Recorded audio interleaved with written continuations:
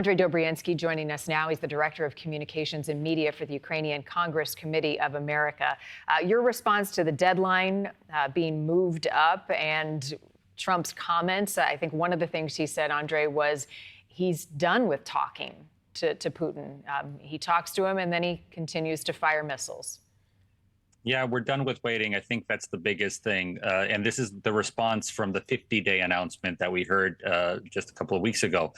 Why are we waiting 50 days? We know that there are constant attacks, that Russia is ramping up its attacks on Ukraine, especially civilian attacks. And it seemed to have done that every time President Trump and President Putin spoke.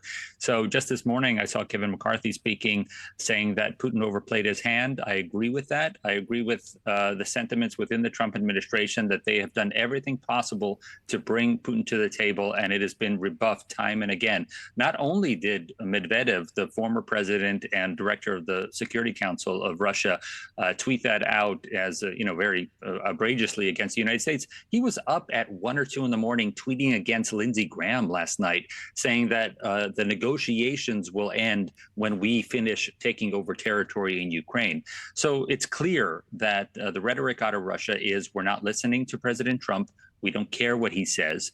And frankly, in their newspapers today, one of them stated that ultimatums are only for losers. We're not losers. We're going to win this war against Ukraine. So the idea of secondary sanctions, as the president is promising, if a deal is not reached and the war doesn't stop, is that a threat that's toothless? I think this. You know what I mean.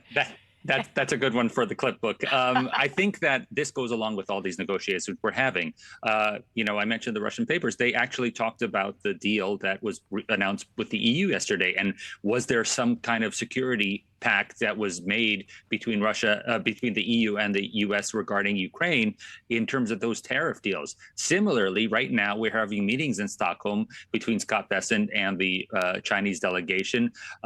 The main thing about the Chinese factor is that we know that without China's support, Russia would not be able to continue on with this war. Their foreign minister said very clearly last month, they're not interested in Russia losing. But, they didn't say they want Russia to win. They just want this war to be prolonged.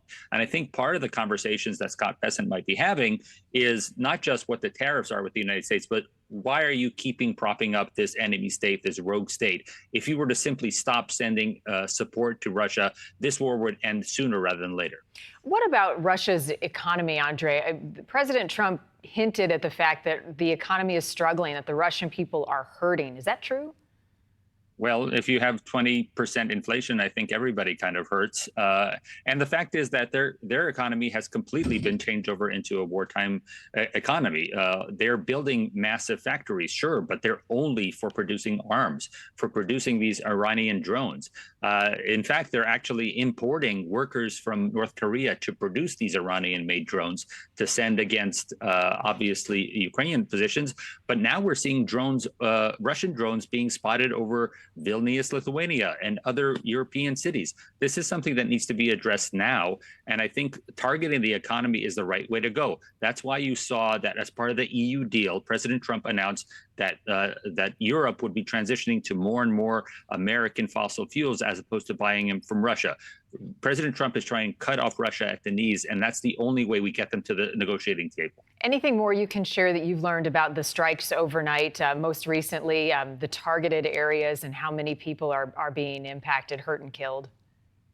The main thing is that over the last few months, and specifically in the last 3 months, civilians are getting targeted more and more children have been killed in the last 3 months than in the last year of the war. So specifically, these Iranian drones, which are manufactured in Russia, Russia is now increasing their production to 1,000, 2,000 a day, so they can launch nearly 1,000 per day against Ukraine. They can launch their glide bombs, and this is why these American defense packages, not just the Patriots, but this Hawk system that that Secretary Rubio authorized this week, anything that the United States can do to shoot down these things and protect civilians, that's for the good of everybody here.